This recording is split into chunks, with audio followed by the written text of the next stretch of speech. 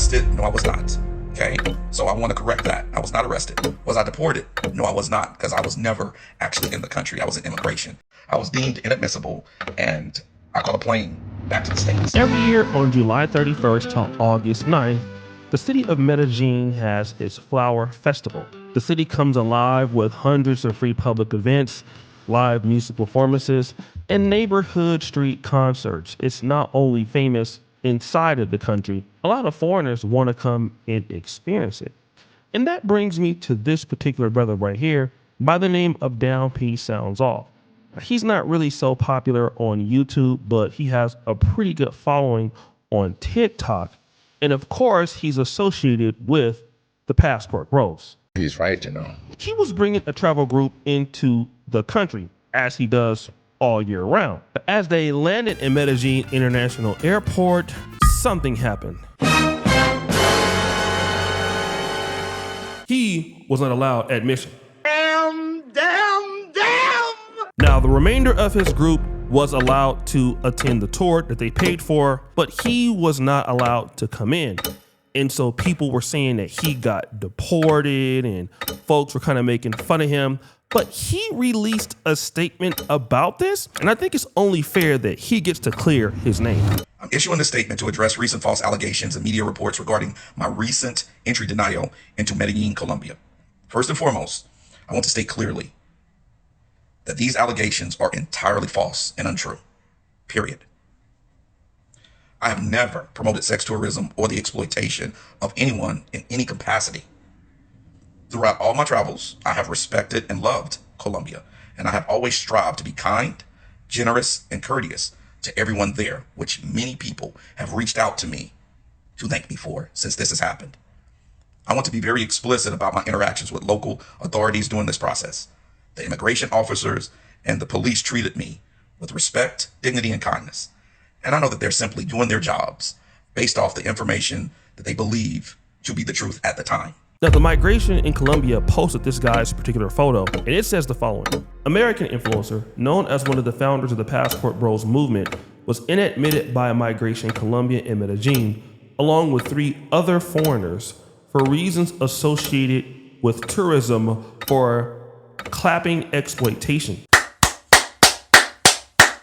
Antioch adds 107 inadmissions for this cause during 2026. So the reason why he says those charges are not true is because he was not bringing men into the country for the purposes of sex tourism. But then he would say this. Furthermore, I was never told that I am banned from the country. And my legal counsel there in Colombia is currently looking into resolving this matter. My commitment to Colombia goes far beyond traveling. My company and I have invested hundreds of thousands of dollars into the local economy and the Colombian economy as a whole. The foundation of the business that we have built is very strong there and currently provides stable, meaningful jobs to 6 Colombian citizens. Now he's talking about the things that he's done in the country, how much money he is providing, and that is great. And from an American point of view, I can see what he's saying. However, being a foreigner and living overseas for 11 years, I kind of understand how foreigners look at things. Let's go to his page, right? Don P Sounds Off. Now, let's look at the post that he has here on Valentine's Day. Valentine's weekend with Passport Bros and Don P. Come with us and live, brother. #passport, #passport bros, Medellín. Anybody associating with the name #passport bros right now in Latin America, I mean, even in Kenya, it's a tough pill to swallow. And remember, I was there when Passport Bros was established.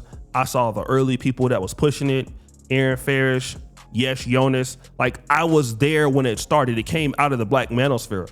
And at first, the Passport Bros was just a movement to give black men more of an option. But there was some incidents that happened in other parts of the world, like Floyd Wallace in Brazil. And then you had J Rello in Nairobi. And these things permanently stain the brand. So once you associate with #Passport Bros and you're a black dude, and then if you just look at this reel, it's not necessarily so bad, but I mean, there's some things that are concerning from somebody else's point of view. Like, for example, you got brothers throwing money. Stop the show. Y'all out there in Colombia acting like you're rich. You're throwing money on the women, okay? You have videos of the females twerking. That's one video. Then this other video isn't so bad, but again, you have this woman sitting on this black dude's lap. I mean, even though it's just a regular thing, it looks bad. I mean, we're gonna just be honest. I mean, it could be inferred on what possibly is going on here, which is not just partying. It's definitely gonna be associated with some level of clapping. Now, the problem with black men is that you have a lot of soft power wherever you go. So once you start posting stuff like this, it goes everywhere, okay? And now it's like the American market, it ain't the black Americans, it's the American market starts to see this, because remember when Passport Bros was just black dudes? Now Passport Bros can be any race. And so when you put this stuff out there, and trust me, I've made my mistakes too, it's not gonna come out like how you want. Other people look at this as, this is a bad reputation for us on the world stage. Wait, we don't want our country to look like this. This looks bad. And so when you look at a brother like Don P, and he might just very well be, making his money and bringing tours. And to be fair, he's selling tours for men who are tired of dealing with American women. You can only really do this if you're showing like what the women look like, the party life, how fine they are. You pretty much have to do stuff like this. And this is not really so bad, but it is when you're not from that place, right? In the parties in which these guys are throwing, it doesn't match up to the brand image that the Dominican Republic wants to have, or Colombia, a country that has historically struggled with their reputation since Pablo Escobar. This is not gonna cut it, all right? Then there is this. When you get into their country and you see what's going on here, there are far worse things going on here than some foreigner inviting a couple people to come have a house party. Absolutely ridiculous, right? You got massage parlors, you got teenagers outside selling their bodies. I don't even understand this. And the sexual exploitation part seems to only apply to Americans or first worlders that have money. Shout out to the Homies Hub. That's my brother. Go and check him out. And he makes an excellent point here. Like, there is so much stuff that Colombia could be worried about. And you could say, oh, they want a different type of tourist. I'm like, bro, people were getting admitted for having condoms in their bag. Like, I want you to sit back for a second and think about how ridiculous that is. Like, you're not letting people into the country for having a party. You have cocaine parties every day in Colombia. Like, there's drugs all over Colombia. There's prostitution all over Colombia. I mean, I'm in Nairobi right now, and the guys are complaining about Passport Bros, and it's the same thing here. You go out and somebody's trying to let you clap, and there's all kind of images of brothels everywhere. But just because that's there, it doesn't change the argument about you. When you are a foreigner living in a foreign country or visiting a foreign country, you have very little room for error. And nobody will put up with your shit. I'm sorry, guys. I've learned this the hard way. You can say, well, what about the white man doing it? What about the Asian man doing it? It doesn't matter. When you have the community and soft power that the black Americans have, and once you put it out there and people start to know about it, it's not what they want. I'm just gonna be real. You can call it out all day, and I see it all the time, but they're not worried about what they're doing and what's there. If anything, when you get there, they expect you to stop those issues, you to live a perfect existence. That's what they expect, even though it's unrealistic. You guys are gonna have to understand this. You're not gonna be able to promote their country the way you want to. They want the country promoted in the way that they want. It's just in the story, man. Like, he makes a whole bunch of sense. Like, he's a good guy too, but that's just not how Colombia sees it. That's not how Dominican Republic sees it. That's not how Nairobi will see it. That's not how Brazil will see it. They don't want to hear, what about the white man? What about these prostitutions? It's not going to work. Then there is the main part. Given the untrue and unfounded nature of these claims, I believe that these allegations are the work of my competitors who would like to remove me from that market. In the past, I have been threatened by these competitors. I have been harassed by these competitors trying to remove me from this market. So this is the main issue that I see here with the brother Don P. And his packages were booming, man. Like, I've been seeing him on TikTok doing his things. I mean, he has high dollar packages. And like I said, he's bringing in loads of dudes all throughout the year, right? And One of the issues is that when he is doing this, I think that a lot of the people are getting jealous of the Black American dudes that have access to this high dollar audience and bringing it into Colombia, and they might not be able to access this money. And what it really is that you're making money in the country and they're not getting a piece. That's really it, because they have no way to really get a piece from a foreigner, right? We don't stay long enough to pay taxes, so they're not getting a piece of the money. If there was tourism going on here, I mean, again, this is the same thing that the Homies Hub is saying, but this is not the only time that I've heard this. Rewind. Back in April 2026, influencer Chill Capo was living in Colombia and he was deported. He was forced to leave. This is different than our guy Don P because he just couldn't get into the country. He had to go back to the States, whereas Chill Capo was deported. Now, both of these guys kind of did the same thing. They organized parties, organized tours from brothers from the States and Canada and the UK and things like that. And he told me what happened in his situation. He was basically promoting these high-end parties for a club in Medellín called Sky Park, okay? And then I have friends over at Gusto's. They like, hey, why don't you do parties with us?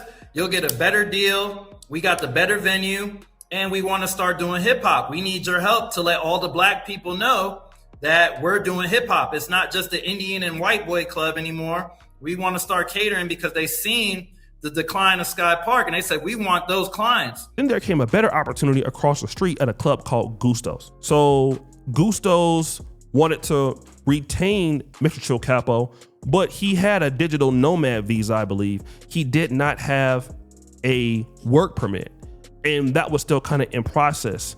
So this is what happened. Because at the end of the day, we have the nicest venue and we have the best quality girls working here. Those are the most expensive girls in the park that work at Gusto's. So, you know, I agreed. I said, okay, let's do a one-off and see what happens because, you know, Gusto's is one of the top dogs in the park. They're the longest running nightclub. They don't have problems with police. Other clubs had to close early. Gusto's gets to stay open till 4 a.m.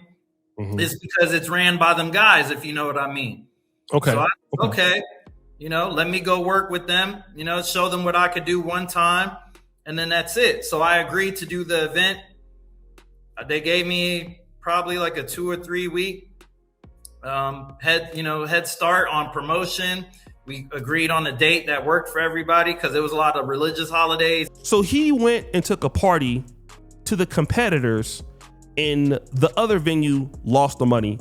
And so what happened was he believes that the immigration was called by the competition to get him out. This is the same thing that I'm seeing with Don P and a lot of other Black men that's going to Colombia. This is kind of why I like being in Uganda or being in Kenya, because you do have less room for error, provided you're doing the right thing. Most people want to come to Africa for tourism anyways. And I'm not trying to say that what they're doing is not tourism, because I'm pretty sure they're going around the cities, seeing different things. But obviously I feel like this is more dedicated to men who want to get married or want to find a girlfriend or get involved in some clapping. But it's clear to me that Medellin or Colombia in general doesn't want anything to do with Black men in America, Black men in particular, that's associating themselves with passport bros. That day is over, okay? I think if you're using that hashtag or if you're using that in Latin America, it's a no-go. I think if you're in Brazil, I think if you're in Dominican Republic and these other places, it's just looked at unfavorably. And if you're showing any kind of women like twerking, sitting on dudes, you're throwing money at people, like guys, you can't go someplace and do that. That's an American thing. It's disrespectful overseas. You don't do that to people. And nobody wants to see you doing that in their country. Maybe Don P just didn't know that. I'm not sure. But, you know, that's kind of what Black dudes do in America. But people don't want to see that in the DR. People don't want to see that in Colombia. And that's a part of Black culture that they don't want. Most people that's coming to these countries like the DR or Colombia, they're non-Black.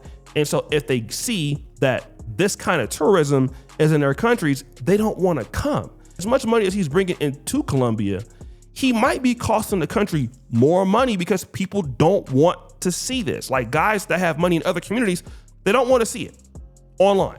they're gonna be like, oh, Medellín is ghetto. And this is why they're acting the same way, right? So we just gotta be mindful that even though we're not intending for it to be offensive, I'm pretty sure that wasn't his intention. This is how it comes off. It's exactly what it looks like. And as an American at first, I'd be like, oh man, they hating, and they might be hating. But for the fact that I kind of understand how foreigners look at other foreigners, they're gonna protect it at all costs. So guys, what do you think? Are they hating? Or, are the brothers out there, Don P, are they doing too much? Let me know in the comments. Subscribe, hit the bell. We out.